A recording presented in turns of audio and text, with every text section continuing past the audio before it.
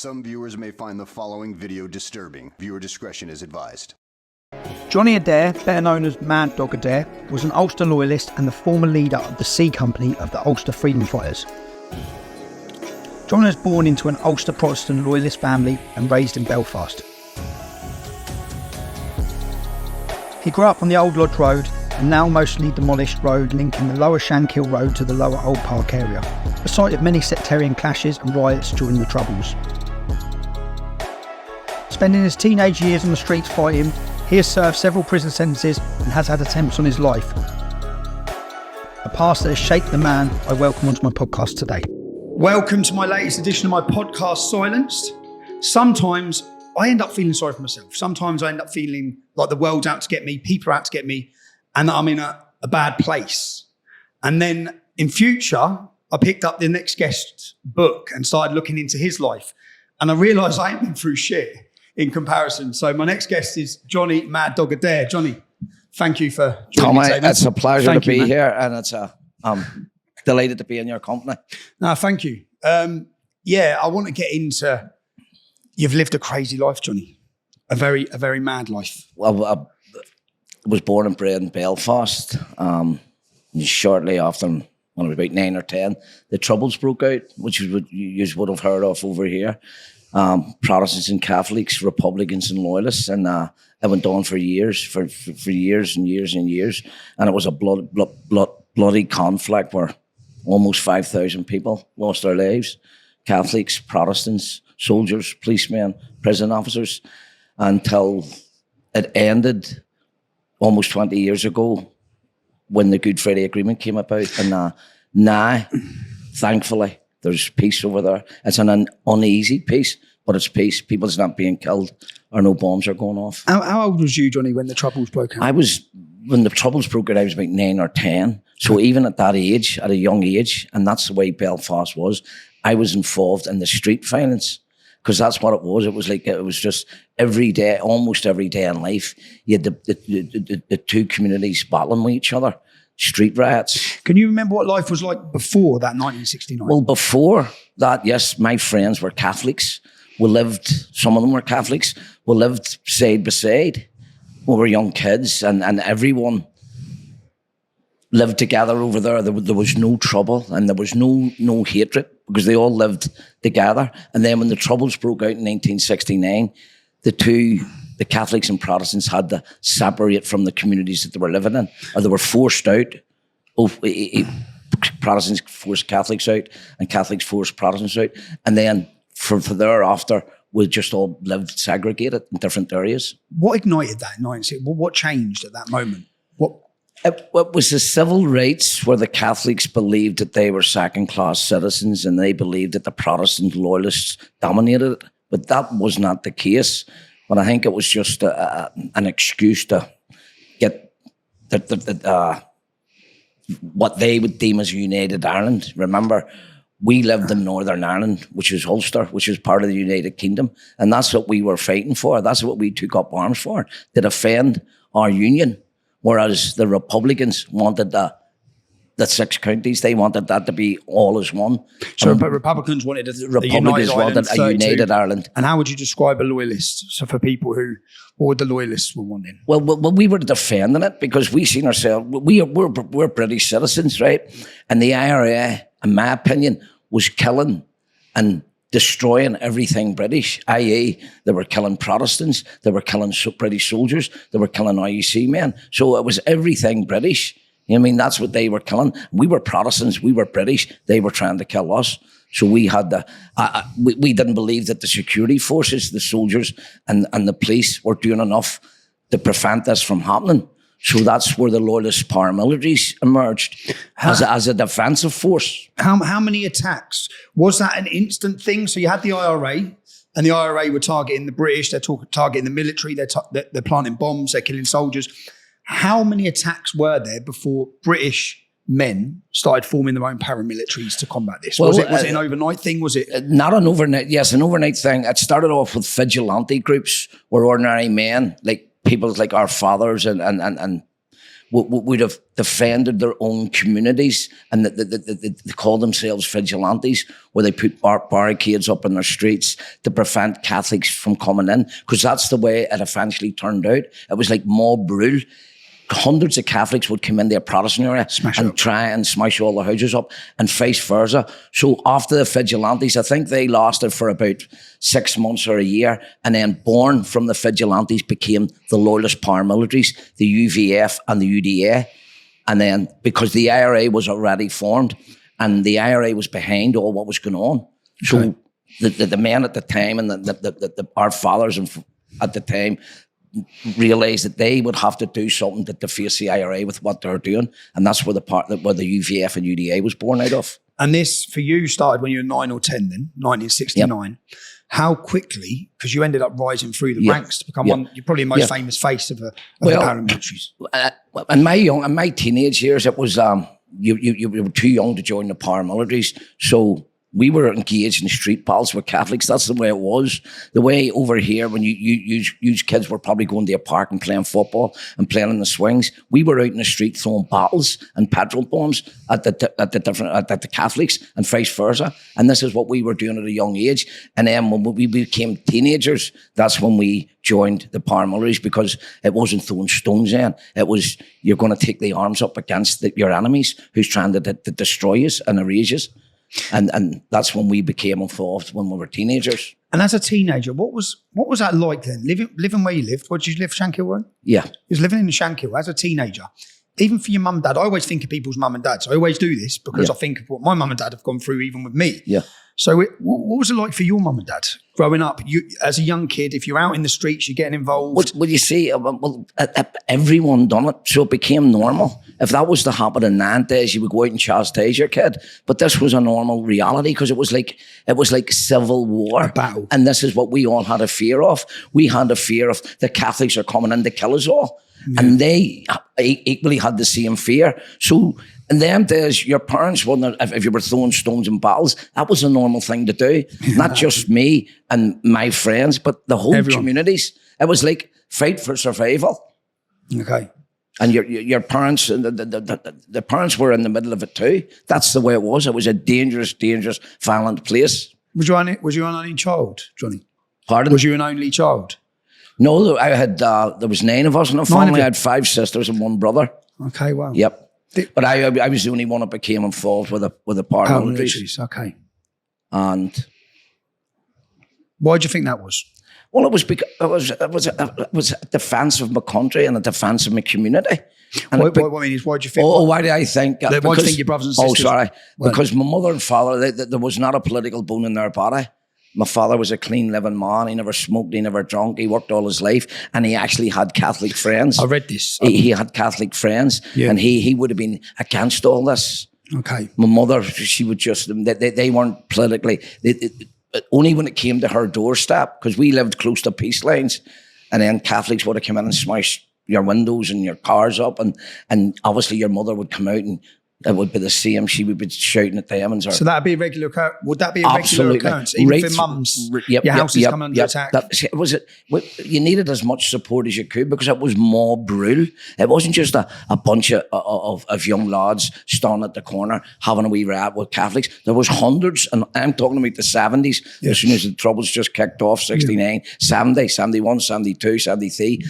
Northern Ireland and parts of it was a battleground on a daily basis, with petrol bombs and stones and bottles, and then the guns came out and the bombs, and then the IRA they just became the dominant force, where they just blew the country to pieces on a daily basis, not every now and again, on a daily basis. Or daily bombings, daily murders, every single day in life. You turned on the news in the morning, a policeman had been shot dead, 2 policemen, soldiers that blew up, Protestant had been shot dead, or vice versa, Catholic man shot dead, but that's just the way it was. That was normal in Belfast. Very, very, very dangerous.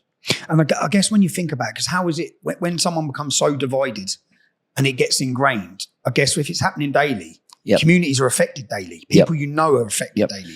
So then the hatred on either side. That's where the hatred comes from, because you're segregated. Once we lived together, and then overnight, Just overnight, hundreds of Catholics were burnt out, hundreds of Protestants were burnt out.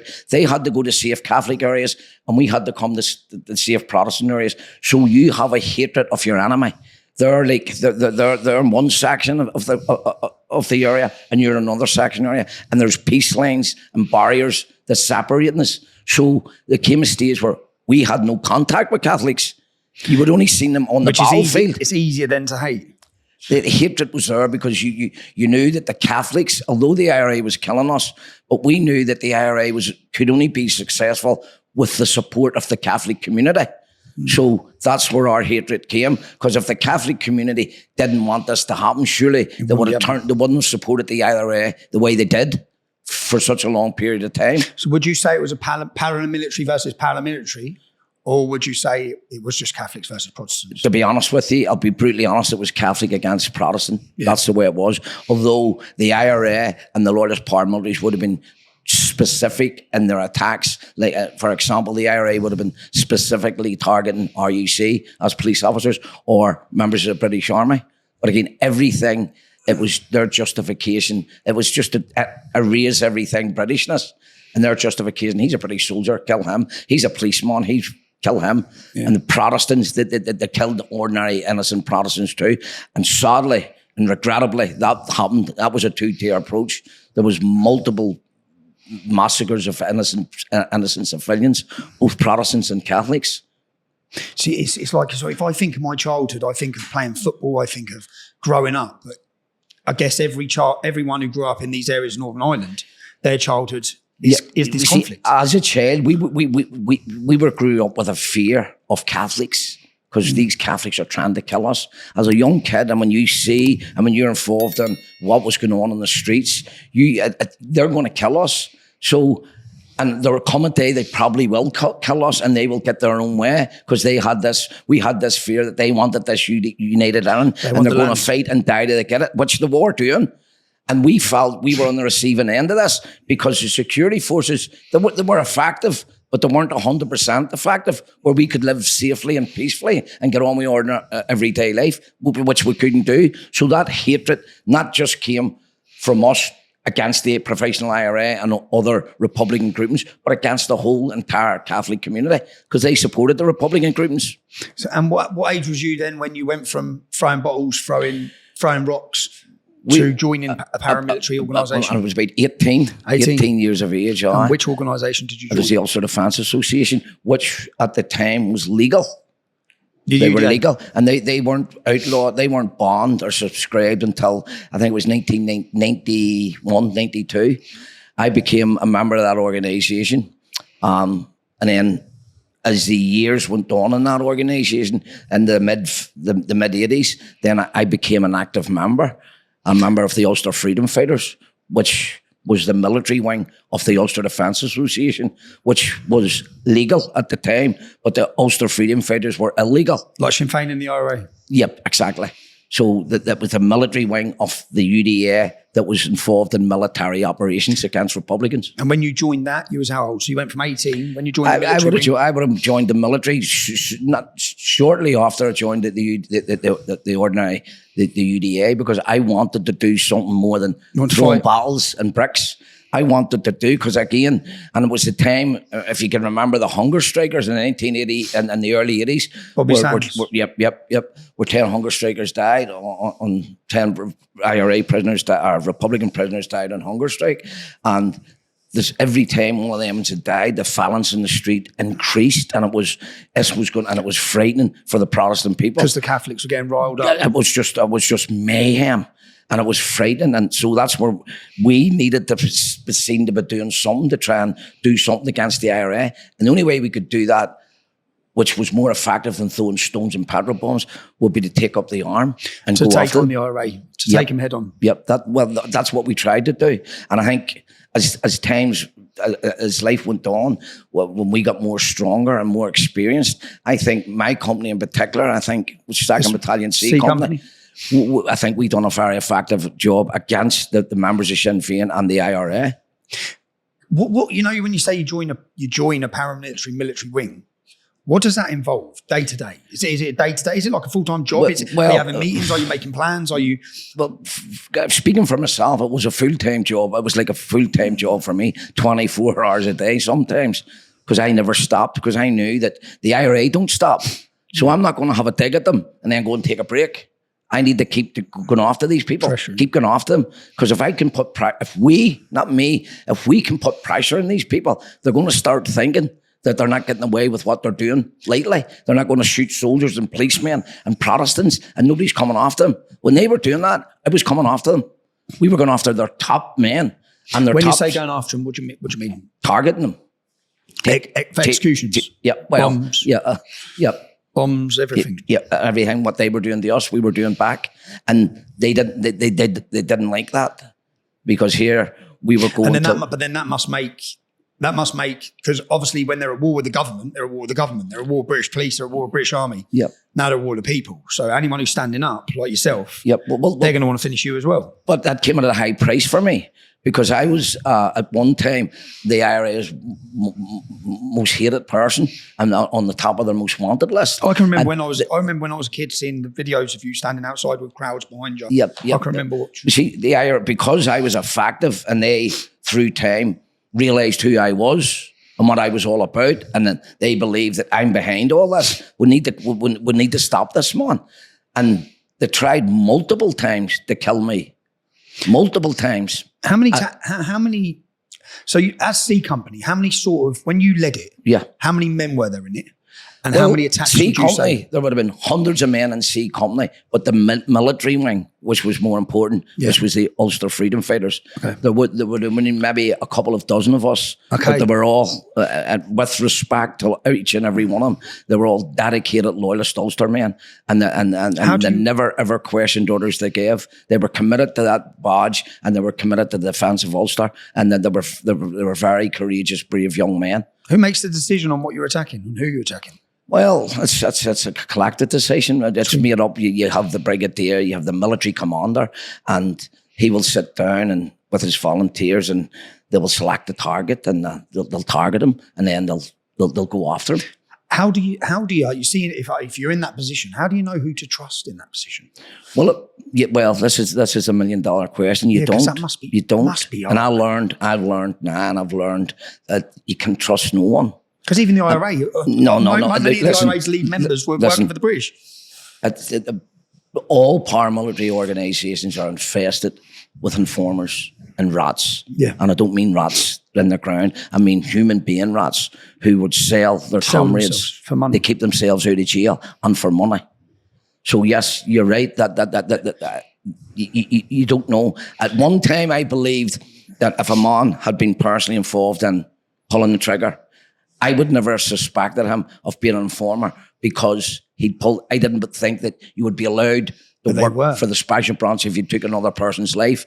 But I got that one wrong. I've learned that it was some of the ones who were maybe a wee bit very active. They were the ones that surprised me, that turned out to be rats, informers, special branch agents. So people understand that the British government allowed informers to kill. British government, to a certain extent, yes, turned a blind eye to their informers. They were willing to get someone who was maybe killing people to rise up. So he was trusted, and he would know the inner workings of the organisation, and this is what the special branch needed to know. What's he doing? What's his thinking? And no better person to do that than somebody that I would maybe have behind me, who thinks a good man, who's maybe done a few hits. But I got that wrong. And the good thing I learned from that, from the Good Friday Agreement and the police ombudsman, and where they investigated collusion and unearthed informers within loyalist paramilitaries and Republican paramilitaries.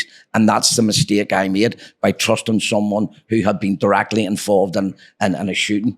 I didn't believe that they could be, the police would allow them to work, but they did. And that's where I found that a lot of them came from. They were the ones to watch. I don't want to try and draw a comparison, because my life has been nothing like that. But everyone who's been close to me has turned on me. So I have a trust issue, but I'm thinking you're running a paramilitary. Absolutely. There's a war. I'm going to tell you something. Yes, you're absolutely right, Tommy.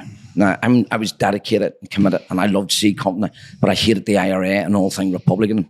Now, every time people would think, you hated the IRA that much. Yes, but the IRA was not my number one target.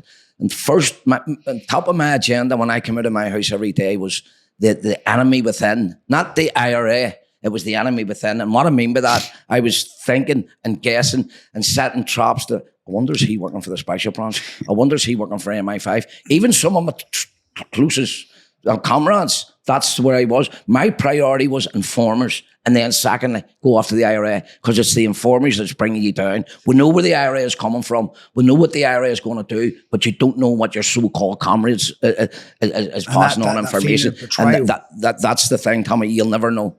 And it's hard. Is that draining? Is that not draining daily to know, looking at? Absolutely. Because I get paranoid. Yes, you're right. But the message to that and the answer to that, Tommy, destroy them, execute them. If you find out who they are, execute them and send a powerful message. That's my opinion. Is that what happened within the? Well, it has happened a few times. Yes, the IRA were great at it. They humiliated them. They took them away. They tortured them. They stripped them naked. They shot them in the head, threw them on a country road.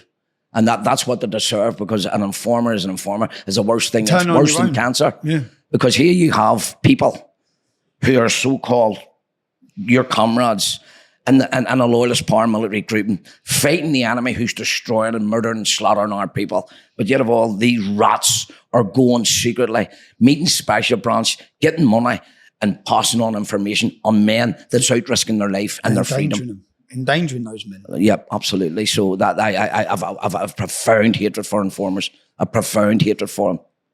Have you ever had accusations? You see, because even you hear about informers, say like now that I don't know if you've been watching them, what goes on in America with the Proud Boys. Yeah. I saw one of the main leaders, they come out and leaked that he was an informant. Yeah. But how do you not? I always look and think, well, they're going to throw these accusations because it's a mind war, it's a mind battle as well. Well, there could be black propaganda, but like, you got to remember the British intelligence is one of the best intelligence agencies in the world. The MI5 especially, they're good at their job. And what they do, I wasn't worried about the wee £20 a week informant. That's the wee guy sitting in the pub who overhears things and passes them on. The MI5 and Special Branch went to the top. It's the top they want. Because if they wanted to stop this war, the wee £20 a week mom wasn't going to give the information that they would need. It's the top. And that's where most of Sodley and most of the informers within the three groupings over there all came from the highest tier, the highest ranking members that you could get in the IRA, the UVF, and the UDA. They were informers. And they're meant to be fighting for their cause. And this has been made public. This isn't just me saying this. No. And I'm not just talking about my reign. I'm talking about from start to finish. And that's the way it is. And that's what the Special Branch and MI5 and British government do. They try to recruit people. Do you know how they recruited them? Was it fair recruitment? Well, was it money? Was it blackmail? Look, my experience, I would always be wary of somebody that didn't like jail. People who are scared of jail, always want to cause trouble, fight, protest in jail. I would be wary of them. Then it got this stage where you set wee traps, but over there, in my opinion, it's acceptable. And maybe I'm wrong, but I've experienced, and I was the nerve center of what went on for a long, long time. But in my experience, I would have dealt differently with informers. But my experience, it's acceptable. But the reason I learned why would it be acceptable with certain men, because these certain men are informers themselves. So they're not going to want to execute an informer when themselves, they know they're informers. So I just, it was at the highest of the highest level. And I'm not just talking about, I'm talking about the IRA. You look at Freddie Scappaticci's steak knife, he's now dead. You don't get much higher than him. And then there's been loyalists. He was working for the British. There's been IRA too. And you have so-called loyalists at the highest level of the organisations who've been publicly named as informers. Yeah. And there's nothing done about it. But I would deal with that differently. And I'll not say on camera what I would do. Yeah. And I've no shame or no regret about doing it because that is the enemy. That is the real enemy. Yeah, it's like even when we hear about this Russian attack on the Scotland, where Putin, like not many people like the Russians, but that's why I admire Putin. Well, because the bloke deserves to be died. He doesn't forget his informers. He deserves to be killed. He comes after them. 100%. I said that when everyone's like, well, he's killed this bloke. I said, well, the bloke deserved to die. That's why I like Putin. Yeah. He doesn't forget his fucking his backstabbers or his agent provocateurs. He goes after them and he sends that message. And fair play to him for that. What about so C Company? How many attacks would you say? Well, under my command, and I was in command for years. How many hundreds of attacks, hundreds and hundreds of attacks. Are we talking? Am I right that rockets were fired at Sinn Féin? Rockets, RPG-7s, AK-47s. With C Company would have attacked Sinn Féin offices, Sinn Féin headquarters, Sinn Féin members. Jerry Adams that attacked his house, that has shot Sinn Féin members, that has shot IRA members. Hundreds of attacks C Company was involved in. Hundreds. Can I ask, when this war was going on, where's the funding come from for the weapons for these attacks? Well, I'll be brutally honest, it came from illegal activities like extortion and armed robberies. Extortion of businesses. And I'm being brutally honest, in some cases, drugs. And even back then? Even back then. Because I thought there was a zero policy. Cannabis, there was, but cannabis, the time it was cannabis. Okay. And that, because things like that had to be like weapons and munitions and explosives, and that didn't come. That didn't come free. These had to be procured, and they had to. And I believe you would have to pay big money. You'd probably pay more money than procuring the weapons than you probably would as paying for the actual weapons themselves. Where would these weapons? I know. During the conflict, the IRA were funded a lot of the time by Gaddafi. Given weapons by many nations. Sadly, and regrettably, we didn't have that support. No, that's what I mean. We had support in England. I had contacts in London, right? Yep. Good, brilliant support in Scotland. Yep. But other than that, nothing. In 1987, there was a shipment, and it was, I believe, the only shipment that loyalist paramilitaries had, and it came from South Africa, and that's where the heavy weapons came within, and we desperately needed them. Because the weaponry that the IRA had and the explosive was phenomenal. Unlimited funding from Islamic nations. But they had support from America. Their propaganda war machine was second to none. So they had support, and they had the best of weapons. Whereas we only came across good weapons in 1987, and it was AK-47s, grenades and pistols and RPG-7 rocket launchers, and that we used them to deadly effect. And I've quoted this before, saying is when we got them weapons, and sadly, most of them were caught before they let them get into the country. But again, this is where the informers from the top, the police didn't just stop them cars and seize all them weapons. The people at the top who were aware of it, let them have some of them. Exactly. And but some of the weapons got through, and that's where where the loyalist C Company was able to get their hands on some of them and used them to effect. And then went to war properly. Yep. But again, the IRA was still outnumbered when it came to weapons and explosives and the experience they had. And sadly, loyalists did not really have the expertise until near the end of the conflict of explosives. And it's my understanding they came across some plastic explosive then, and it was used again. The deadly effect in some cases. What's your view as an enemy of the IRA? What was your view of the IRA as an army? Well, to be honest, Tommy, and to answer your question honestly, I grudgingly respected the IRA. Grudgingly respected them. Because I've seen them described as the best guerrilla warfare army there's ever been. And the war. That's a fact. And I'm not scared to say that. I'm not telling a lie. Of course they were. Their bomb making technology was a step ahead of the British Army. They had the British Army tried to keep a step ahead of them. The IRA was always a step ahead of them. Did you ever evaluate or look at what they were arguing for? Well, I'll tell you something, and this is again, this is even the hunger strikers. I grudgingly respect them, man. There was 10 IRA men. I don't know the other 9. Everyone knows Bobby Sands. Starved themselves to death for a political cause. That's a dedication. Right, dedication to the highest level. Now, I'm dedicated, and I knew that one day I could lose my life. The IRA will get me one day. But I accepted that because I didn't know what day it would be. So it was coming out of the blue for me. But these hunger They knew they strikers, were coming to the end of the these death. hunger strikers stared death, and that death was staring them in the face for 60 odd days. And they didn't fall. If I was asked to give my life on hunger strike, no, I wouldn't do it. I wouldn't have been as brave to do that. I was willing to accept that the IRA might kill me, but I can't see it coming. They're coming up behind me, or they're riddling my car. But that's unexpected. But these men knew what they were doing, volunteered to die, starve themselves for a political cause. So again, I grudgingly respect them, man. Do you think, because those 10 men gave their lives, I don't know who the other 9 are. Everyone's heard of Bobby Sands. But do you think in the war, that was a war going on, they didn't use any weapons when they killed them, they gave their lives? Do you think that had more of an effect than the terrorist attack? Well, it got them, it did get them worldwide support. But Bobby Sands, he was the first to die. He was the first volunteer. Then he was followed by another 9 who all died. Now, and that was a time when the hunger strikers were going on and when they were dying, that the country was in real turmoil. But the rest of the world, the IRA was created a propaganda, and their propaganda war machine was second to none.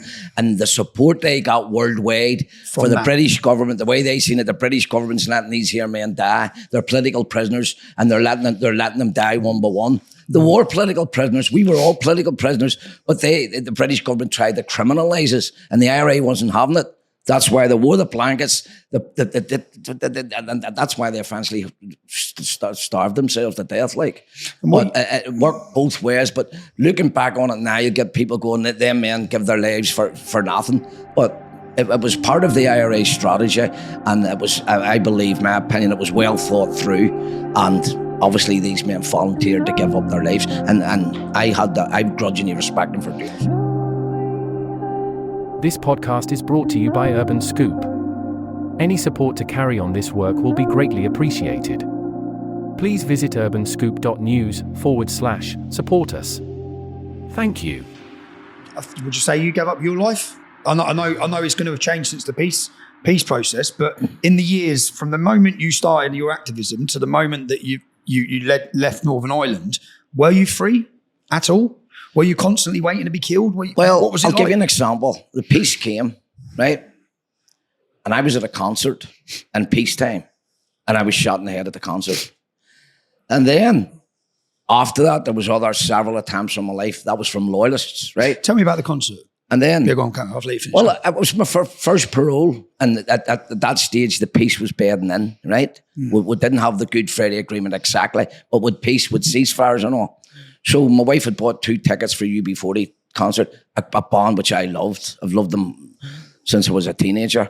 And I'd never got to see them because bands like that wouldn't come to Belfast because it was a war-torn country. But then there was peace, and then big bands like that would come. So 2 tickets, all brilliant, open air concert, we're going. But even then, my security team said, "Oh, you can't go up there, mate, come on, there's peace. They're not going to come after me now." Unknown to me, I didn't take no security, just me and my wife, and lovely night, lovely sun. What year was this? What year was this? That was 97, I think, or 98. How old was you then? Well, I was, 40 or something. 14. What, you gone to a music festival with your wife? Pardon? You gone to the music concert with your wife? Yep, going to the music concert with my wife, open there, lovely sunny night, and it was great. And then the band came on, UB40, the songs just going, everything's brilliant. The next thing, fucking just a big flash. I initially thought it was a hand grenade, because it was just the flash, but he came behind me and hit me in the head, right? Just shot me right there.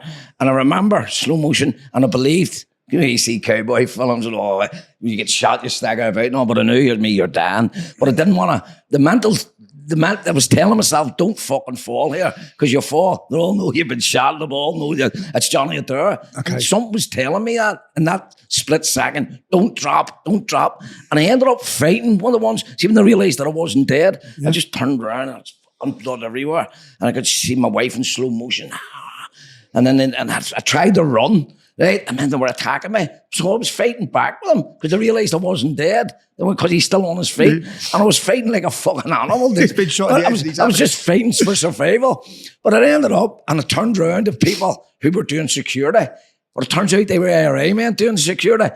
And one of them in particular, who's a well-known Republican from a Republican family in the markets area, Orma Road. And he didn't realise who it was with all the blood over my face. But when I got closer, he identified who he was. He just turned and walked away. And me looking, but shot, help, thinking he would give me an ambulance or something. See, when he seen through the blood, he realised it's Johnny Adair. Fuck away, man.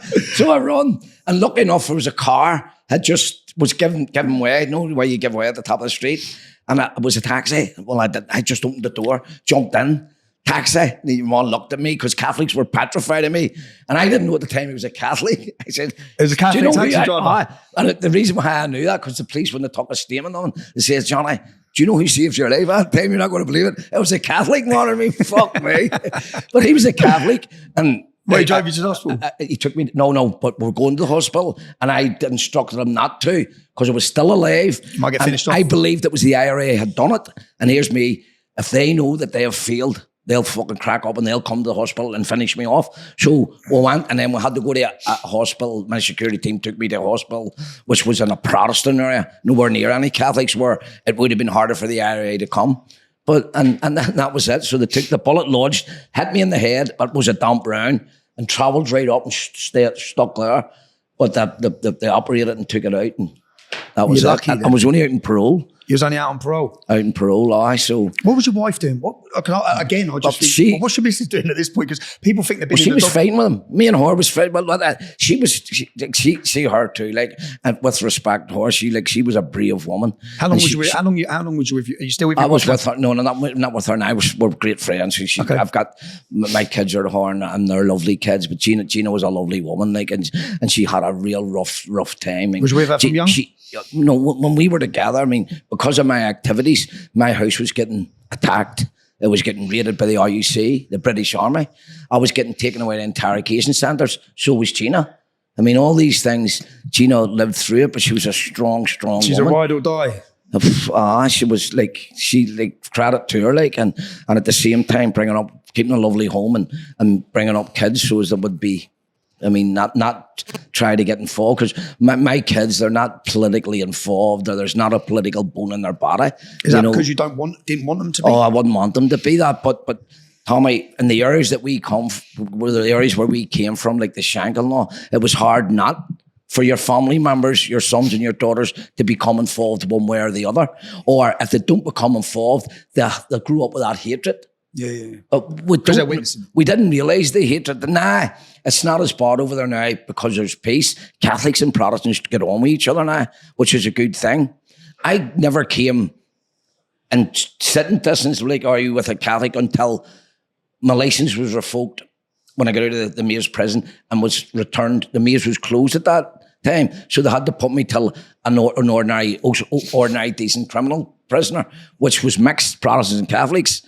And that's when the first time in years that I had been in the same company as Catholics. At the start, it was hard because they hated me. I was the devil to these people. You must have been paranoid. They're going to try and do. They tried to kill me. They poisoned me. Did they? What food? The NLA it was NLA. The what?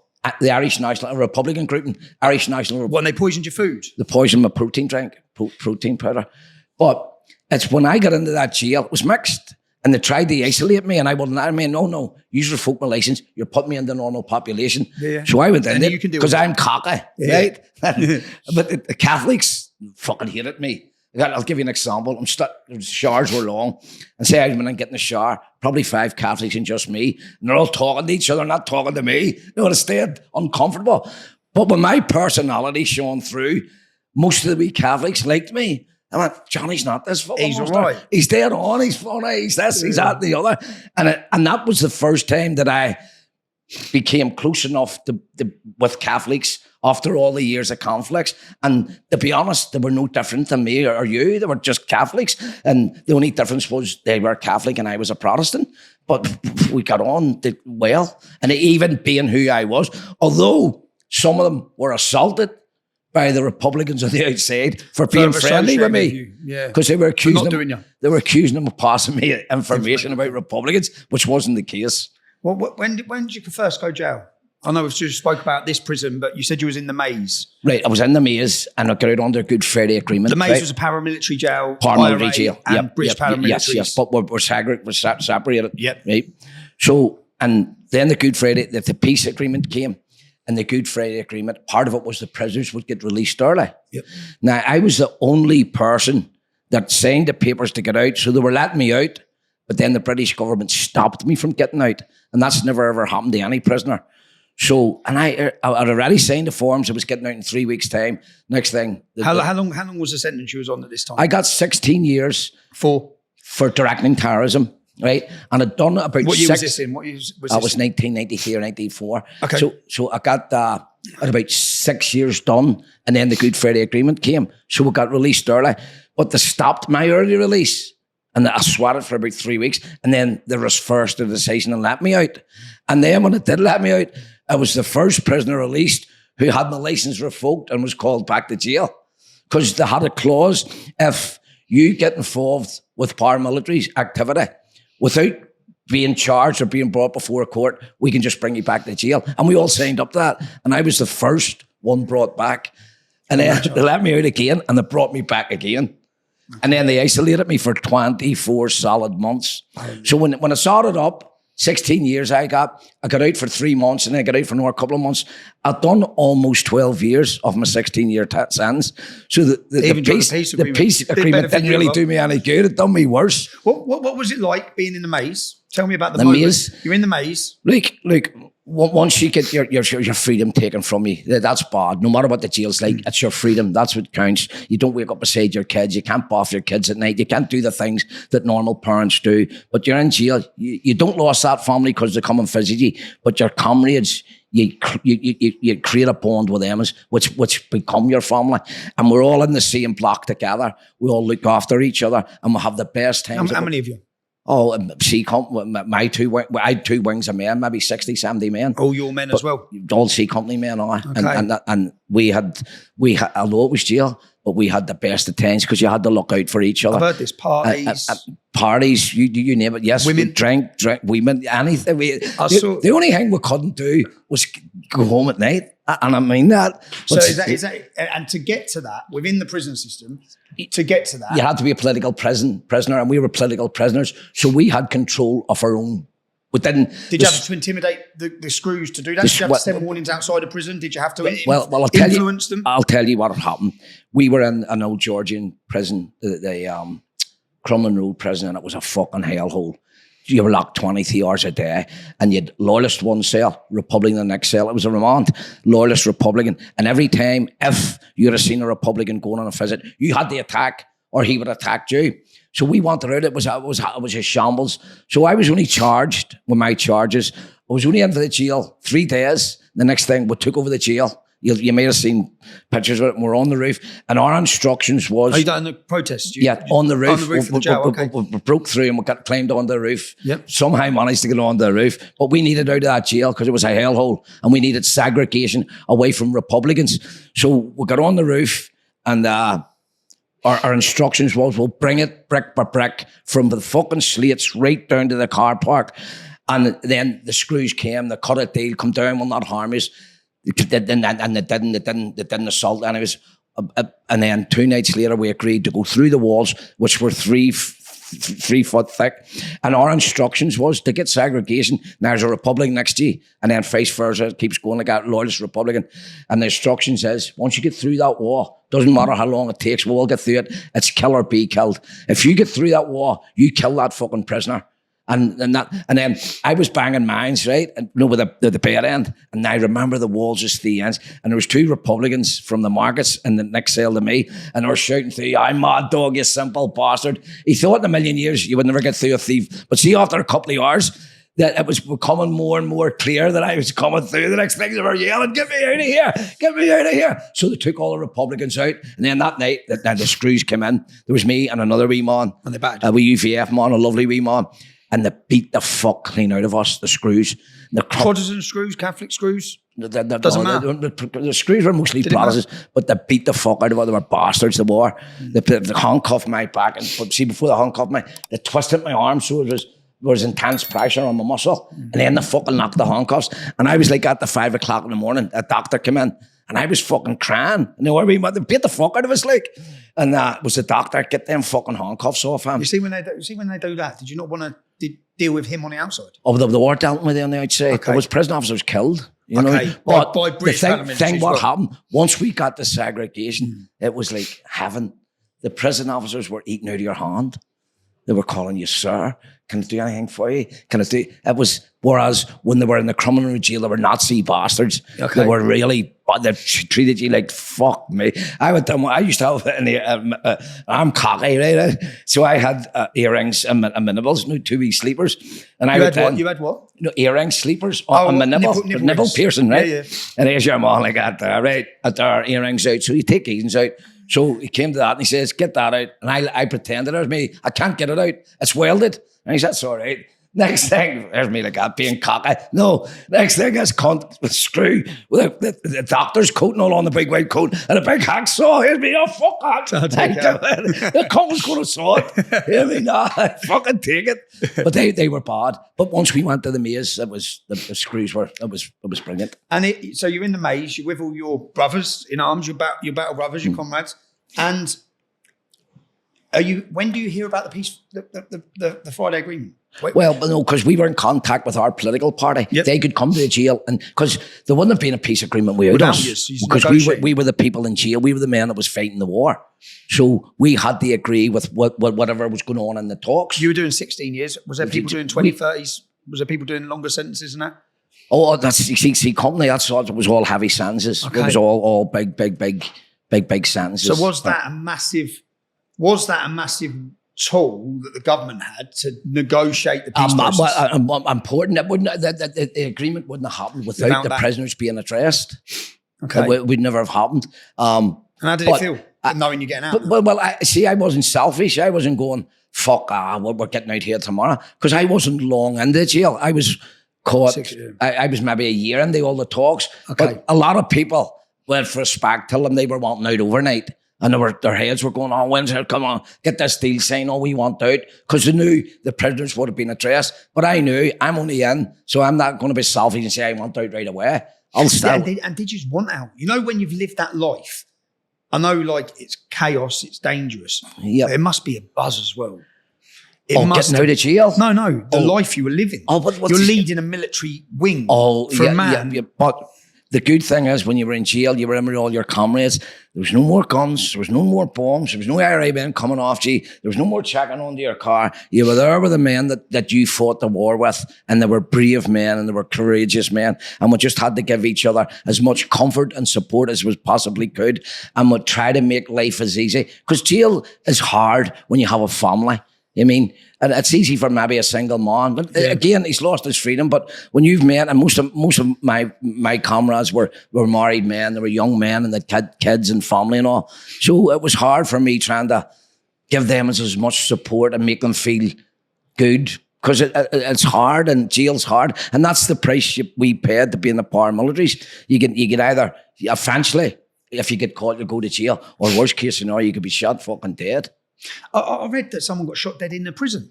That's right. There was my mate, he was a comrade, I would call him a comrade, the late great Billy Wright. You would have heard him. Yep.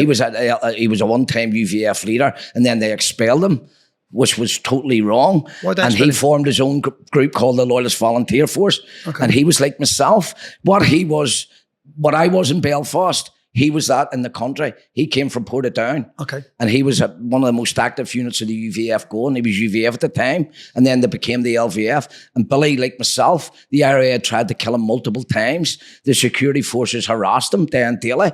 And eventually, his own people backstabbed him and tried to force him out of the country. Why'd they expel him? Why? Dirty tricks, British intelligence, informers at the top of the organisation. He was too influential. Billy was like myself. They couldn't buy. But Billy wouldn't go for the 30 pieces of silver. Billy was a dedicated, committed loyalist. Yeah. And that's why I love Billy Wright. And to this day, I love Billy Wright. And he got shot. And he got shot dead in the jail. How does that and I'll tell you another story, which I agree with. Yeah. Broke my heart when it happened to Billy. And sadly, Michael Stone came in and told me that news that Saturday morning. Where was you when Billy? I lay on top of the bed, and Michael Stone, Mike, I was in the jail, but a different part, different block. Yep. They were LVF prisoners, so they had their own blocks, and we had our blocks. But and I'm going to tell you another story about the same block where Billy was fucking with a shot Billy. There was an informer, a rat, and this one I agree with. They were able to get him onto their wings. They conned him on. You're all right, no, we'll forgive you for what you've done. But he was killed in the jail. Okay. And there was 2 guys charged with his murder, but they paid it. Thankfully, they paid it. So the rat gets killed, but with Billy, if it's all paramilitaries, and this is the most secure. This is the most secure prison in Europe, supposedly. And if it's all loyalists, how did he get killed? Who killed him? The INLA, because what they done, the INLA, again, it was all choreographed from the British intelligence. Billy was like me. Billy was we need rid of that man. So they let Billy's group, which was the LVF, share a block. See, they came in H blocks. 2 wings here and 2 wings there, and then a middle bit for the screws. These 2 wings here were Republican prisoners, Irish National Liberation Army. And these 2 wings where Billy was Loyalist Volunteer Force. And both hadn't signed up the peace agreement. So the authorities knew what they were doing, put them on the same block, and it's inevitable they'll put Billy be killed. Okay. And if you read the investigation that happened into it, there was feelings of that there was no prison officer in the watchtower. The cameras were cut off. Oh, multiple things. Epstein. But Billy was set up in the highest level. We all know that. And you think they got rid of him because they thought they would have had to get rid of him because he was against the peace process. Yeah. Billy was a genuine loyalist, a true loyalist who's seen all the wrongdoing. And Billy fought a long, hard campaign to defend our country, and he done an excellent job at it. And that's why they got rid of him. He got shot in jail. He got shot in the most secure jail in prison. Did anyone get done for that? And in Europe, yeah, somebody charged it. But they got out after a couple of months under a good peace agreement. Oh, man. One of the guys, 2 of the guys that done it were actually already doing life. So they matched. Then they got life for Billy, but they got out a couple of months later on the peace agreement. So that you believe? But thankfully, the cunt that shot him, he's now dead himself because nature fixed him. Because who? Cancer, did? Nature. Oh, okay. Nature fixed him. So you think? And nature will help. And that's what I always say. Look, see, if you don't get the touch and you don't shoot them, nature will deal with the cunts. And that's the way I look at it. But nature dealt with him. You 100% believe then the British government had the involvement in absolutely, without a shadow of doubt. There was too many feelings, too many, it should never have happened. Them 2 groupings should never have been put in the same block together. No. And right as well, did I read that someone... But this is what the dirty tricks do. That's what they do. The British are the best at it. They've done it with me too, in Castlereagh, because I wouldn't take her 30 pieces of silver. What's Castlereagh? Castlereagh was an interrogation centre where they took people for the question about terrorist offences, and they took me there. Oh, I was there every other fucking week. And what happens there? They take you in there and hold you for a week. And is that a prison? No, you're put in a prison cell, right? Yep. And it's silence, just silence. And every minute is like an hour. Oh, yeah, nothing. And there's nobody in there. Your comrade's not there. Your mummy, your daddy's not there. Your friends, they're just there. And you have bastards, cops, and they're questioning you about whatever they're questioning you about. And they're drumming you in for 7 fucking days. You don't get to see a solicitor for 2 days. And then 3 days after that. And it's easy doing maybe 2 days. But see, when they get an extension for a further 7 days, that sorts of money from the boys. And I've been run many 7 days. And what they do, years ago, they would have physically assaulted you, but because they started putting cameras and all in, because people, the European Court of Human Rights were saying there, this is wrong. So what they just verbally, mentally tortured you, or tried to anyway. And they would blackmail you, they would try to recruit you, which they've done with me several times. What, offering you money? I've come in with the money, a suitcase full of money. And then they realised, fucking, he's not interested. Money's not his god. So they realised, what else does he do? He likes the women. So the next thing, this good-looking special branch woman, and she tried... How long you been in there? 5 days? Yeah, go on then. No, so after they realised about the money, they must have went and had the wee conference and went, fucking money didn't turn him on, or he wasn't interested. The way the ones before him would fucking break your arm for it. So they said, what's his next best thing he likes? Oh, he said he likes a woman. So the next thing, I goes in the free room and there's this girl, pair of jeans, pretty looking girl, sweatshirt on. Johhny introduced herself. like talking away, give me a fag and all. Nicest names. Johhny, I've been on your case for a long time. I've pictures all over you everywhere. I've followed you here, there and everywhere. Load of fucking, right, no, she wasn't telling load of shit. She was telling the truth. She says, I've got to like you, Johhny. There's something about you, Johhny. Could me and you meet? Fuck a special branch. Fuck you, you saying fuck you, me. I know what to do. Go fuck yourself. You look at your hole. I'll say more. 2 wankers with a suitcase full of money. Fuck that. Boy, no, they tried everything. They tried everything. Did they go for your family? What? Did the British security? You see, like with what they imprisoned me multiple times. But then they went for the family members. They started investigating them for tax, finance. Yeah. Well, I had no money, so and my family had no money, and I think the police knew, the security force knew, his whole fucking family's not into what this is. Although they turned the house over a couple of times, which was wrong, and they told me. They says, when they had me in Castlereagh, they says, we're going to turn we know your mummy and daddy's nice people, we're going to turn their fucking house over. I mean, if you do use of the bastards, because you're telling me you know they're nice people. But you're still going to do it. But you still do it. But thinking they would break me. Use every fucking weapon, every tool they had in the box to try and break them, get them to turn the way the others turn. Not a chance in fucking hell. I read about, so you was in the maze where you're saying it was great. Yeah, it was good. It was okay other than having your freedom lost. Then you get out and you get put back in, and then they put you on a 24 months solitary confinement. Right? Well, they put me in the McGabry prison, but there's a girls' part in it. So they had to keep me away from the normal population for my safety and for someone else's safety. So I think it was, I'm not sure, because I tried to take it to court and all, wouldn't happen. It was Rule 24 or something, I think they labelled it as. But anyway, they put me in the women's prison on a block, a whole big cell, big prison wing, with nobody else in it, right? Only me, and about 20 cells, and just deafening silence. 2 screws behind the grill. What they had done, they had just opened my cell door. 30 minutes and when my dinners came, they went down to the phone and handed me my dinner and my breakfast in. 24 fucking months I spent in there. I didn't have a visit for a full year. Right? Tell me how... My wife was diagnosed with cancer, a bad form of it. They wouldn't even handcuff me and take me to the hospital to see her. Nothing. But they believed I believe the powers that be felt, look, his life's turned upside down, isolate the cunt here and he'll hang himself. It didn't. Well, after 28 days of that treatment, because they done the same to me. I'd done 5 months, then exactly the same. But in Belmarsh, I had my own unit, just me. Yeah. And then 2 prison officers, but for 30 minutes a day, they used to open the door and I'd walk around a little courtyard on my own and then go back in. But how did that? I only done, as I said, I always feel sorry for myself. And then I read yours and thought, 24 months. I'm facing 2 years now in jail for making a film called Silence, which will be served 12 months of that treatment. You will be like, and you'll take it, you listen to this advice, and you probably it's happened till you're in. This is what got through me, that silence and that loneliness. I got letters, Tommy, believe it or not, from all over the world. Because I either like me, love me, or hate me. I was a public figure, and people loved me. People hated me. My enemies despised me. The police despised me. The government despised me. Like yourself, Tommy. Lots of people. But there's people out there who loved me and who liked me. And that's what got me through the loneliness. I got bagfuls of mail every single day. And that's what got me through reading all them. And I always made it my business, Tommy.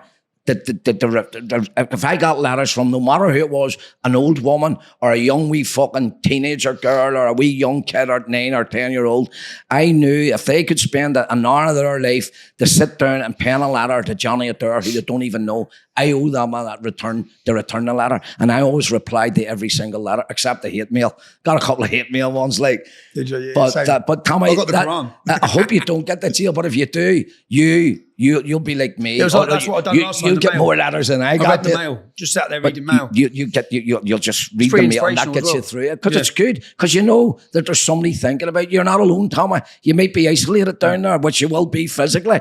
But when you get all these letters, you're saying to yourself, look, I'm not alone. People's thinking about me. People's writing letters to me. That'll give you... Do you know what through me went with the letters I got? I thought my support base was a working class, poor support base. when I got my letters, I was like, Jesus, man.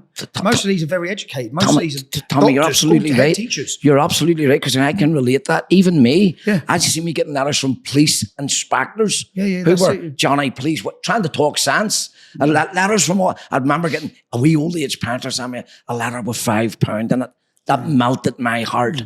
A wee old age parent who probably had nothing sent me in £5. Thinking of you. I mean, that policemen, Christian people, Chinese people, American woman wanted to marry me. Some girl from South Carolina. She must have been a fucking nutcase. She wanted to marry me. She hadn't met me.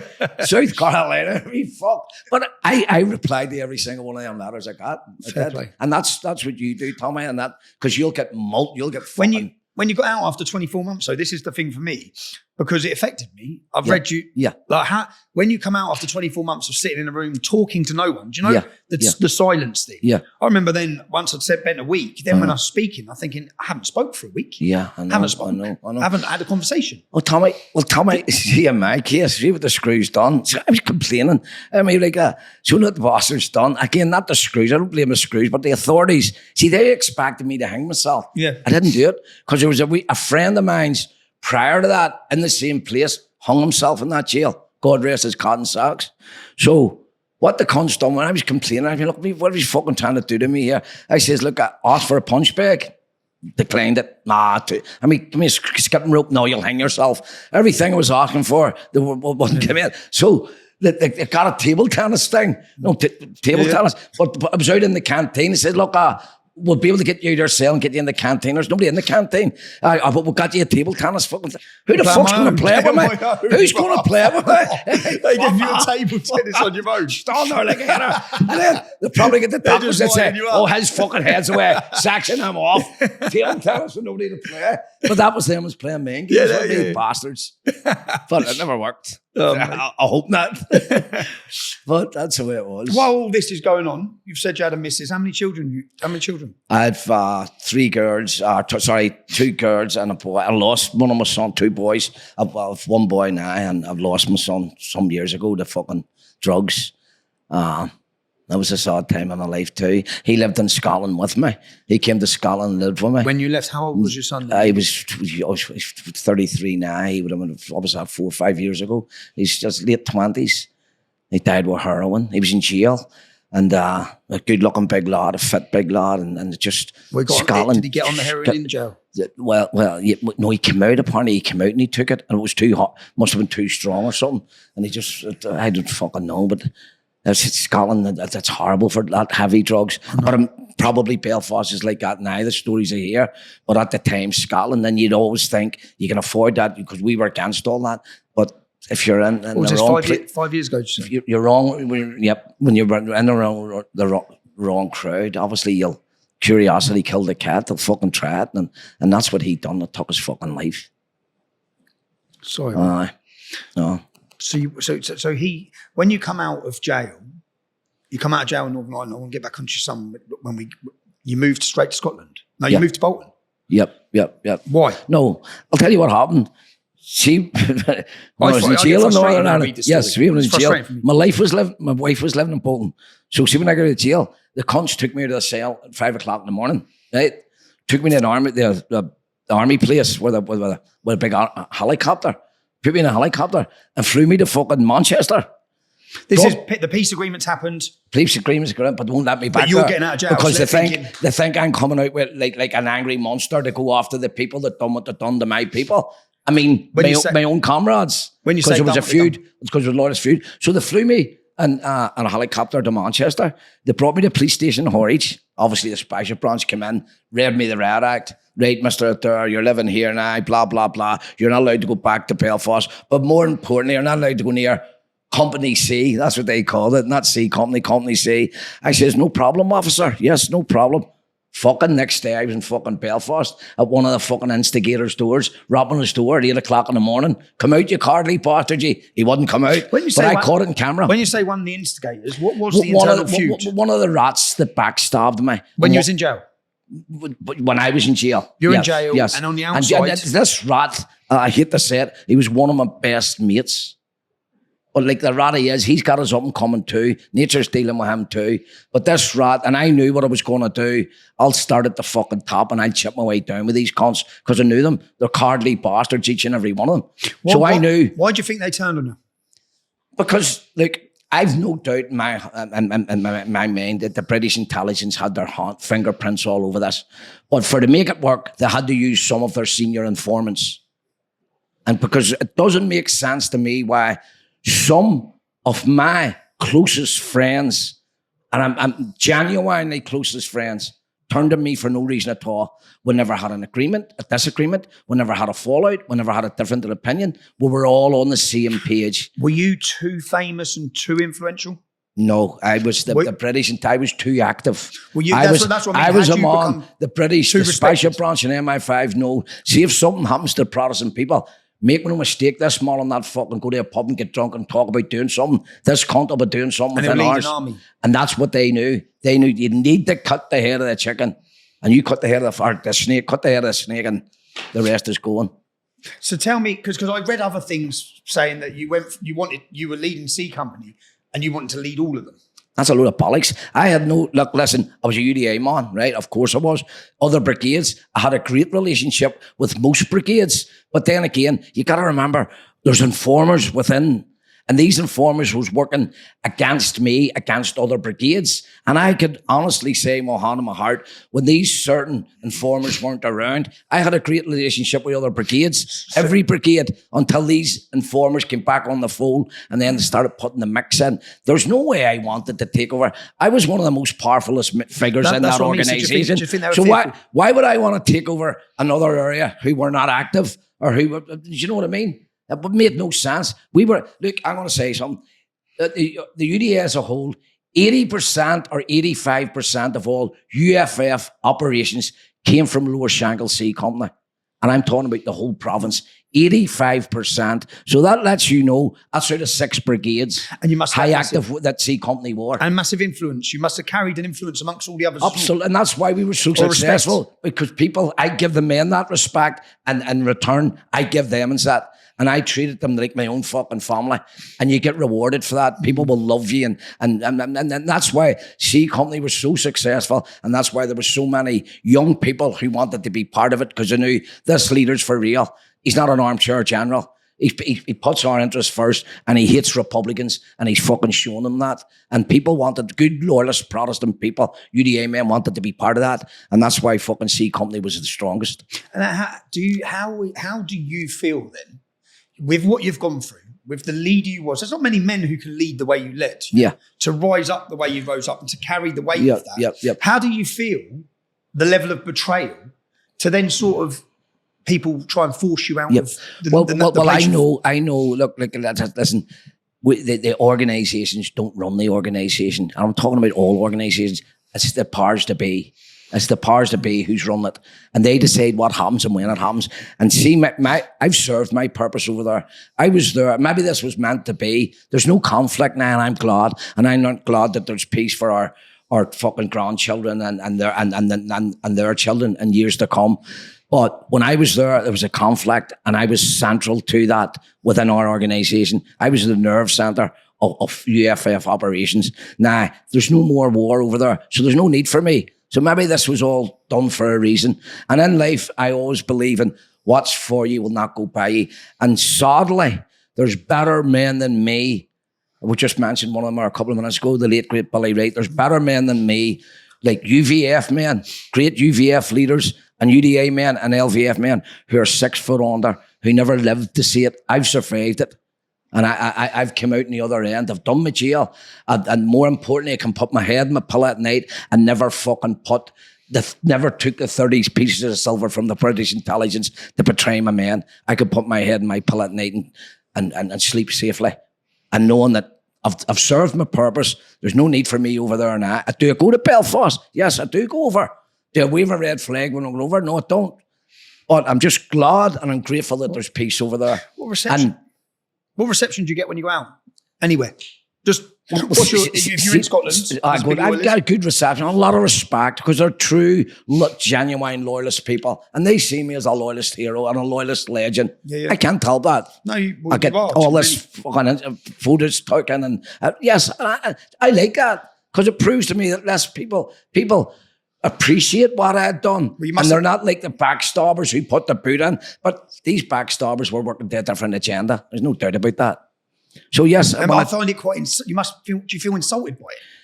No, I feel that's reality. That's the nature of the beast. Yeah. That's what happens. It happens everywhere. There's skullduggery within the British government. There's skullduggery in the IRA. There's skullduggery in loyalist paramilitaries, and they'll try and bring people like me down. But look at me now. I'm alive. How did your life change? So when you've left, you've gone back to Northern Ireland. Then you've had to leave Northern Ireland. You've gone to Bolton. Yep. How much of a different life was it coming to Tommy, it was just an amazing, phenomenal life, like the life that I have now. Tommy, well, don't get me wrong. We thought the war was over. A guy got shot at the concert. But even here in Scotland, 6 years ago, there was 5 people who were caught that the MI5 and Special Branch had them under surveillance for 13 months, plotting to kill me and my best mate, God rest his cotton socks, Big Scally. Planning to kill me and Scally. They had them under surveillance for 13 months, but them idiots get fucking jailed. But it shows you the hatred they had when, even in Scotland, and this cunt was from Ireland, that they were, and he claimed to be a dissident Republican, were wanting to kill me. Why, if they wanted to, would it be easier to go and get somebody in Belfast? But it just shows you how much of a hatred they had for me and Big Scally. But anyway, you're back to the question you asked me. No, life has been brilliant when you don't have the police arresting you. You don't have the police stopping you every day in life. You don't have gunmen coming after shooting at you. You don't have tackling onto your car for fucking bombs. And I mean, all these things are... It's a normal life, Tommy. You see, the one sport that I go to, football and all, I wasn't really keen, but I go to Rangers and Celtic games now. But my passion in life was boxing. And you could never in Belfast, because it was a dominated Catholic sport. Although there was Protestant boxers, but it was more like a Catholic. I mean, so I was a no-go for me. But see here, I couldn't believe my luck when I go to Glasgow, London, Manchester, and watch boxing fights, my heroes fighting and all. I couldn't believe it. So come watch Danny Christie tomorrow with me. But what? Come and watch Danny Christie tomorrow. I would have only come back down the road. I know. That's a wee bit extreme, that. Like, he's good and he's great. You know. Fuck that. You'd feel them punches sitting in the audience, wouldn't you? They're over quick, some of them. They were wee small gloves. Not at all. Just fuck that, nah. I prefer the 12 ounces or the 8 ounces. But life changing coming to England. Absolutely. And it's just life. The way you go, like, life just flies you by. I've got a wee boy at 12. There's only me and him. He lives with me. I've got kids down here in England, and I come and see them. And no, life's great. I have a lovely life. I train. I love my training. You always trained, yeah? I've always. No, I'll tell you what happened, Tom. I went into jail and I was 10.5 stone, right? Never thought of fucking training. And I realised, well, you get 16 years. There's 1 or 2 things you can do here. I'm not the most educated person, but I'm streetwise and cunning as fuck, Tommy, right? And money can't buy that. You learn that on the street. So I went to jail. I mean, now you can educate because the computer's not always in there, or you can just train physics. So I opted to take the training, and I swear I came out fucking 14 stone fucking solid muscle because I disciplined and dedicated myself to it. And ever since that, even now at 60, I go to the gym, I do the punch bag, I run in the mornings, I cycle. I love training. I love it. How important do you think it is for a man? I always say, here's the way I look at it. Did you feel any better? Did you wish you trained in the early years? The way I look at it, a fit body equals a fit brain. Yeah. And both of them go together. And that's why. And when I go to the gym, that's I call that my office. That's where everything happens. Because obviously your brain controls everything in life. So when you're in there pumping iron, you're going like, right, no, I love training. And see if I miss it for a couple of days, it eats away at me. Yeah, so I go downhill. No. Always keep training because it's brilliant for up there. It gives you mental strength, and obviously it'll make you that wee bit healthier. Can I ask your opinion? The demographics are changing in Northern Ireland. Yep. The Protestant is decreasing. Yep. Catholics are increasing. Yep. In a democracy. Yep. What would your view be if they end up with United Ireland through the democratic process? Well, that's the Good Friday Agreement states that if the will of the people, if the majority of the people vote for United Ireland, they have to accept it. Now, that's a bitter pill to swallow for me. I'm not over there, but I'm in touch constantly with people from there, and I know it's gearing towards a place where it never was when we were there. And I'm not saying a United Ireland. Slowly but surely, it probably is gearing in that direction. All the signals is there. But it's an environment now where people are getting on together. And this United Ireland thing, I don't think it's... I'm not going to see it in my time if it happens. Yeah. I hope it doesn't happen for the wishes of the people over there, the Protestant Ulster loyalist people. But I think over there, when you're talking about Catholics and Protestants, it wouldn't be the same as the way it was when I was there, when that hatred and that blood and guts and mayhem was there. So it's a good place now. I mean, you have more children now going to these integrated schools, which is a good thing. In my day, you didn't have anything like that. It was fucking segregated. And you have Catholics living in Protestant areas, something that would never have happened when I was there. And I just don't mean because of me. I mean because that just wouldn't happen. So things is moving on at a pace where things that we probably thought were important then, that don't seem to be that important now. That's my opinion. But Ireland's changing, and so is Northern Ireland pretty fast now with other immigration. Yeah. I'm sorry, was with that? other sorts of immigration. Immigration. I've done a documentary recently in the Republic of Ireland. I've seen you. Looking at the influx of Islamic immigration. That's bad for it. But in fairness to the Irish people, they're making a stand, Tommy.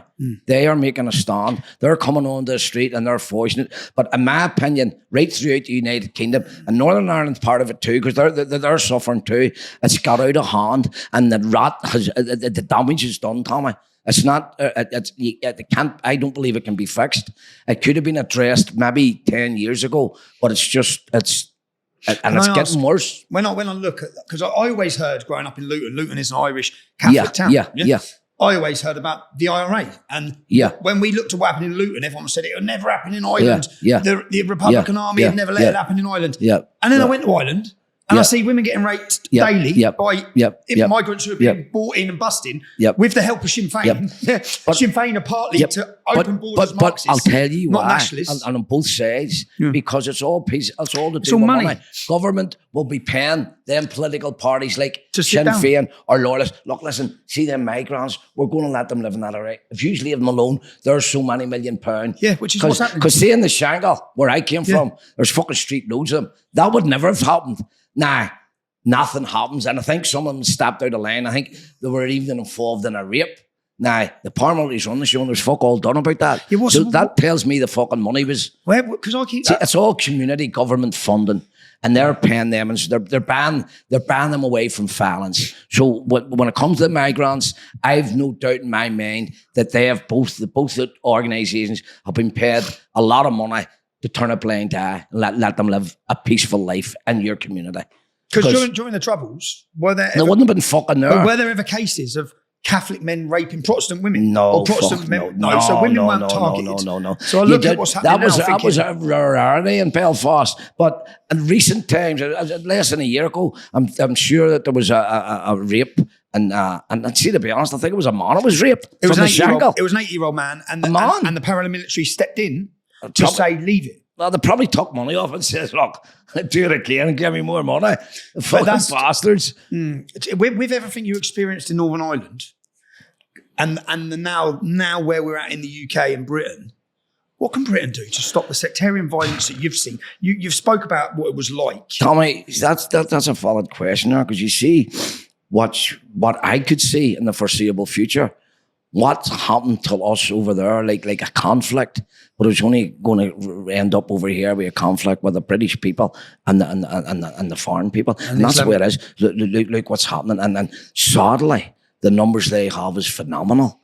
You come down to this part of the place where you're from, Tommy. It's spot the white person. If we're being honest, yes. I'm not being racist here or anything. It's 50% Islamic. I'm being real, and these are the dominant force. These are the dominant people. So they control the streets. They control the drugs. And they control everything.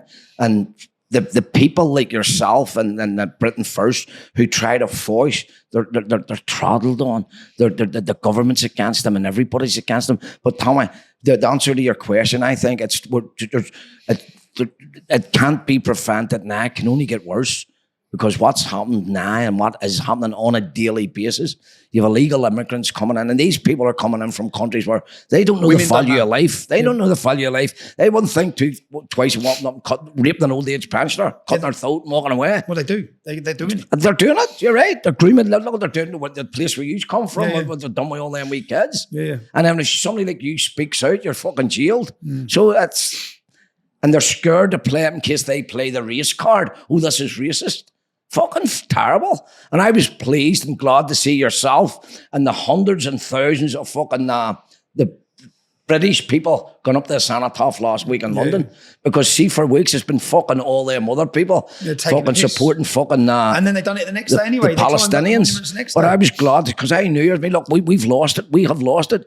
But I was proud to see fucking thousands of fucking yourself going up there. And it was done in a dignified way. But sadly, the news came on, 82 people. Do you understand what I mean? But that's your government and your police. See, exactly, Tommy. So you're in no one situation, mate. And I would hate to see the day, but it'll come where the conflict we had over there, only we were smaller in numbers. And you're talking about millions here. They're fucking outnumbering you and outclassing you and out fucking. And it'll get to the stage where your backs will be to the wall and you'll have to stand up and be counted. And that'll mean fight for what you're fucking. You fight for your country. Exactly. And that's what I can see happen. Because it's just... Well, I think a lot of the British public, when in some questionnaires that I've seen in research, believe there'll be civil conflict eventually. Tom, that's what I'm saying. Tell you, of course there will. Because Islam has gone nowhere in the world. There's 45 countries where it goes, and when it dominates the numbers, there'll be conflict. And look at the done that we lad Lee Rigby coming up and cut up. Jesus fuck. And our this is our country, Tommy. You know what I mean? And that these people are coming and they can do that and think nothing of it. So could you picture fast forward another 5 years from now? 10 years, What about Johhny? Looking back, if you look back now at your life, if you look about what about the royal family? Can I ask you about the royal family? What was your view on the royal family? Were you a loyalist in the sense? Because many loyalists love the Queen and country. Well, to be honest, like she was our queen. He's now our king. Of sort, we're loyalists. We're Protestants, so we see them as that. Do you know what I mean? But as would you believe in all this monarchy stuff? No, it wasn't right and did 100% the way most people would be. But yes, that was our queen, and God bless the queen, and God save the queen, and long live the king. I love the queen, but he's not my king. No. He's a World Economic Forum plant. But you see, Tommy, the world's changing. And see, maybe Britain was a better time back in the Enoch Paul times. But that's probably before your time. But people like that, but listen, you have to move with the times. And sadly and regrettably, that's what's happened. But there's things being forced on us that we're not happy with. But you know what? It gets to this stage now, there's fuck all we could do, Tommy. Or like yourself, you'll end up in fucking jail. So what do? You fucking keep quiet. Because they're the dominant force now all over, and you can't, or the race cars play, and you're racist and you're fucking banged up. Do you regret anything, Johhny? No, Tommy, I've said this before publicly. I would be a hypocrite if I regretted doing what I do. And I regret that there was a conflict, and I regret that me and my comrades had to do what we'd done. But would I sit here and say, no, that was fucking wrong what we done? No, because I would betray my comrades because I was their leader. Do you understand what I mean? And if I was to say, no, that was wrong now, and then it wasn't fucking wrong then. So how could I say it now? I regret the fact that all them young men had to become involved to fight for their fucking country. I'm glad now that there's hopefully a never lost in peace. And I think and believe that there will be, because the powers to be's on top of things, and they'll not let it go back till the way. Well, I think the Irish people are now seeing that the powers that be that govern them are not nationalists anyway. They don't give a shit about the Irish people either. The Republic of Ireland are fully aware they're replacing them right now. Their women ain't safe either now. Sinn Féin is in bed. Sinn Féin is playing the loyalist card. Because they're masters at it. See, they're the propaganda war machine is fucking second to none. And sadly, our politicians back home are fighting and arguing over things that's not more important. The important things is health, education, and things like that now. Right now, what people need now, especially at a time now where the cost of living's fucking sky high, and people are poor, and people in Northern Ireland, Belfast, they are poor people. You know what I mean? And these politicians are bickering over fucking things. It's not crucially important. The crucially important things now is health and fucking education for the kids and fucking and the poor. Look after the needy and not the greedy. What about there was one comment attributed to yourself from a journalist, I think in Yeah. your book, Yeah. where he says the only good Catholic was a dead Catholic. No, that was a fucking joke. That was some, Well, that was a joke. say No, Catholics. no, you're right. No, you're right. I've No. bantered that myself. No, you know, no, I think, no, she was some fucking journalist, and she was winding me up, and I was winding her up, and she said, now, as if I ever had a Catholic in my car. That's a non-starter. So she asked this silly question. She said, "Did you ever have a Catholic in your car?" I said, "Oh, I did one in the boot." Yeah. Fuck. See, I was a headlines. she might say Headlines. I was a headlines in the Guardian. Okay, Fucking mad dog. Because in context, when people get to know you, they know your humour or your banter. You say exactly, things. but I she say I'm didn't Jewish. know that. I said I was Jewish. But the media I get liked hammered. that. The media liked that, Yeah, and of she course. had that quote. Okay, but yeah. they don't know Johnny's a witty cunt or a funny Yeah, cunt yeah, or okay. a. You know what I mean? But she did that fucking headlines in the Guardian. Fuck's sake. Oh, mate. Johnny, it's what's the future for you then? Will you ever go back to Northern Ireland? Tell me, I go back when I need to go back. I've been back, but I only go if I need to go. But will I go back there to live? No. I'm happy, Tommy, in my life where it is now. I've no hassle in my life. There's no war. And I hope that I would never, ever have to be involved in anything like that again. Because I had everyone tell me from Northern Ireland as well, saying, listen, you do not want war. You don't. need to But listen, stop it. sometimes, Tommy, but the politicians have to stop it, or people like you and me, where the victims could come on the street and try to stop it illegally. Yeah. And then that's where you end up in jail. But the politicians, they're the men who supposed to be running our country and running it the right way. But if they let it run the way we don't want it to run, it's inevitable that someday that gonna rise up. our backs are to the wall, so we're going to have to stand up and be fucking counted. And that's One thing I forgot to ask you there. Am I right that was there a bomb put on your car? my house. You didn't get in the car? Right, wait a second. My house was bombed, right? There was a bomb threw up my car, right? We were sitting doing vigilante duties at the peace lines because they used to come down. And I was just not long out of jail. So I was up. I was always on the ground, you see. So there was members of the UDA. I had them instructed, right, you guard this area in case they come down to try and wreck these houses. So I would have had men on the ground all night. So I would go up and say, "How are you lads?" And all, "Do you want anything to shop?" No, to make them feel good. So I'm sitting in the car with one of my right-hand men. But I was close to a Catholic area. But they were driving up and they must have seen, "Motherfuckers are there in his car." So we're sitting talking away to the boys. The next thing, boom! About 15 minutes later, a fucking bomb. Now, I was sitting in my car, right? And there was another car beside us, and we were talking to them. The bomb hit my window, but slid off my window and blew up, hit the other car, but fell on the bonnet and blew up in the front of the bonnet. There was a bomb thrown up my house, right? This was during the fucking feud. And I heard the police and all, "Johnny." And I looked out, because I had bulletproof glass and you couldn't hear nothing, but they come to the loudspeaker and I opened the door and I opened the fucking bulletproof window. I mean, what is it? It was early in the morning. "There's a bomb in your house." So I looked out the back and they threw the bomb over the roof, but it hit the garden shed. Yeah. And I knew there was no immediate damage because it was burning away. It was in flames and all. Like, I would fucking close the window, back at the bed. Fire brigade and all came and put it out. So there was a bomb put there, a bomb threw up my house, a bomb threw up my car. My car was riddled with a fucking AK-47. My bodyguard was shot. And the British intelligence tried to shoot me outside my own door. You've heard of the 14th Intelligence? No, go on. They tried to. They shot my bodyguard. He shot with me before the IRA sprayed my car, right?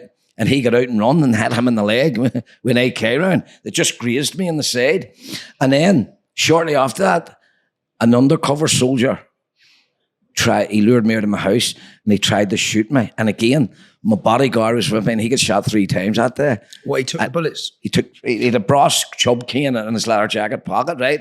One of them had him just in the groin, one round the groin, one in the pocket, and I reckon that saved him because the chub key took the fucking brunt of it. 3 times he was hit, and then he was shot on a separate occasion with me too. He was Do you ever lucky. sit there and think, how am I still alive? I know. How have I made But Tommy, and you see the undercover soldier, Yeah. they sent him in to do me. And then he was a professional because he was luring me towards him, right?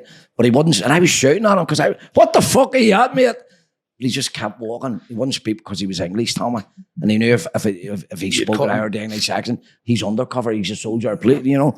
So, but he just kept trying to lure me towards him. And but Tommy, I was 15 feet behind him. My bodyguard was 30 feet behind me. And when I arranged it, I was going after him and he was stopping. And then he was realising I wasn't coming any further. So he's walking away to lure me behind him again. But then after a while, I clicked with me, this is a fucking trap. And then he seen the fear in my face and he knew I wasn't coming any closer. So he just swung round, boom, boom. He was no threat, just there to kill me. Boom, boom, boom, boom, boom. Fired 11 shots. And I was fucking 15 feet from Closer to him. And my bodyguard was 30 feet And he behind got me and he shot was hit 3 times. Fuck that was fucking, that was close too. But again, they were, that's what happened. They sent him in the fucking, I believe that because the IRA had tried to kill me, the NLA had tried to kill me, not for the want of trying. I think it they was were just, sitting there thinking, how's he still, even, no wonder they wanted you exiled. No wonder in the end, after all this, the British intelligence be saying, we've got to turn it, he's got to go. I know. And that's why they sent their own in, because they knew. And then, don't get me wrong, it was just, Tommy, somebody must have been looking out for me because Yeah, that's what I'm thinking. see what I showed you in the car, in one of the attacks, it was an AK. Every single round found my car, right? So the police took it. Then I got a couple of weeks forensic. And see, when I went to get it myself, it fucking frightened me because every round found that car. See, right at the windscreen, there's 3 bullets where your man, he had it in single shot too. He knew what he was doing. So the 3 bullets go right up I'm a driver. But once my bodyguard told me, look, I just went right down. But he must have assumed that the first 3 shots had hit me in the head and then my body had dropped. Okay. But I was on the steering wheel, Tommy. But he thought I was dead. And every single round found that through the seat, the headrest, right through where my heart would have been and all in the seat. But I was on the fucking steering wheel. Unbeknown to him, I only got grazed in the side. But he thought I was dead. And on the way up the street in their getaway, he was hanging out the window with the AK shouting. He was shouting out to the Protestant people, where the fuck's your Johnny Adair now? He thought he'd killed me. And then the But he next day he didn't. sees you. And he got charged with a guy got charged with that. And he was an ex-French Foreign Legion soldier. So he's a mercenary But hiding. yeah, well, no, Probably. he was IRA, Oh, he was but he Irish. beat it on appeal. He got sentenced to 18 years for trying to kill me. But on appeal, he beat it. He beat it. And then when he was in court that day, members of C Company went into his house that night and killed his dog, shot his dog. Things like that. That's what was happening over there. Crazy things like that. But I'm just glad that that's all fucking. You don't have to live like that now anymore. Don't get me wrong. I still do have my security conscience because the Republicans would have a long memory with somebody like me. They'll always. So some of them, and it would be easy to put a bomb under my car. So I always make sure I check that, you know. But the way see things like that nowadays, Tommy, Big Brother's watching you. See all CCTV and all. Because the last policeman shot a couple of months ago, or last year, at the beginning of the year. I mean, it might have took a few months, but and then they got charges. Because what they do, they mightn't catch you doing it. You might get away with it. But once they troll all that CCTV for fucking miles from where it happened, they eventually get the car you used, what car you were taking away. It's too hard now. So see, that type of fucking... So that's another reason why I don't believe it'll go back to war over there again. Because the technology's too far advanced, Tommy. Yeah, they can Whereas back in our day, there was hardly none of that. No. We were getting away with... You could just get away with it. Get away with murder. Literally. I know. Fuck. But that's the way it was then. But I'm just glad that there's peace and I'm happy where I am now in my life. And I just live the life to the best of my ability. Me, my wee lad and my dog. Well, Johnny, as I said, I'm glad I've met you. I'm Yep. glad I read your story because I thought I was committed to Yep. my cause. Yep. And I thought I had trials and tribulations. And then I started looking through yours and it made me think, well, I'm sound. I face nothing. No disrespect, but I would look at you as being madder than me. Tommy, it's been a pleasure, mate. Thank you very much. Cheers, man. Thank you.